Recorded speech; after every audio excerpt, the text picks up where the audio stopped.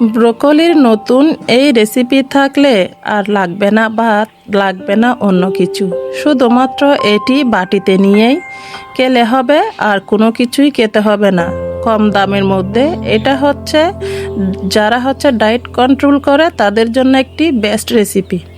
আর নর্মালিও এটা খাওয়া খুবই ভালো, যেহেতু সবুজ, সেজন্য এটা স্বাস্থ্যের জন্য খুবই উপকারী।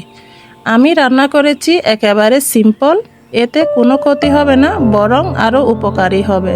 তো যেভাবে রান্না করেছি, তো এখানে প্রথমে দিয়ে দিয়েছি পেঁয়াজ, রসুন এবং কাঁচামরিচ কুচো, একটুখানি তেলের মধ্যে ভেজে নিয়েছি। অবশ্য তেলটা হতে হবে সরিষার তেল, আর তেলের পরিমাণটাও একটু কমিয়ে দিয়েছি, যেহেতু স্বাস্থ্যের দিকটা ভেবে রান্না করি, তাই তেলের পরিমাণটা কমিয়ে দিতে হবে। তো সমান নেড়ে চেড়ে ভেজে মটরশুঁটিটাও আর একটুখানি ভেজে নিয়েছি।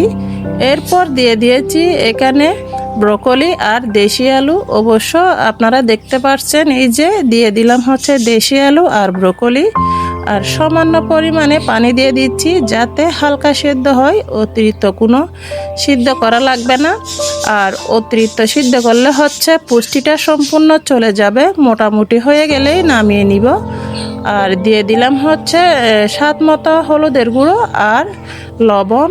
অবশ্য আপনারা দেখতে পারতেছেন কতটুকু পরিমাণে দিয়েছি। দিয়ে একটুখানি নেড়ে চেড়ে রান্না করে নিব। আমি এটা ডাকবো না, ডেকে দিলে এই কালারটা নষ্ট হয়ে যায়, তাই এভাবে খোলা রেখে নেড়ে চেড়ে রান্না করে নিব। ব্রোকলিতে রয়েছে ভিটামিন সি, কে, ফাইবার, অ্যান্টিঅক্সিডেন্ট, রোগ প্রতিরোধ ক্ষমতা বাড়ায়, হাড় মজবুত করে, ক্যান্সারের ঝুঁকি কমায়, হার্টের জন্য অত্যন্ত ভালো।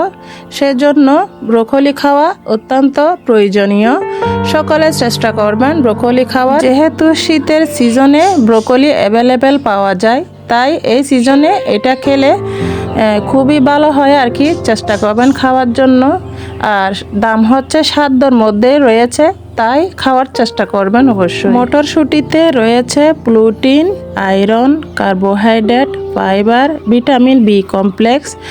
এটা ছোট বড় গর্ভবতী সবার জন্যই অত্যন্ত ভালো। তাই মটরশুঁটি আর ব্রোকলি একত্রে রান্না করলে সকল পুষ্টিগুণ একেবারে পাওয়া যাবে।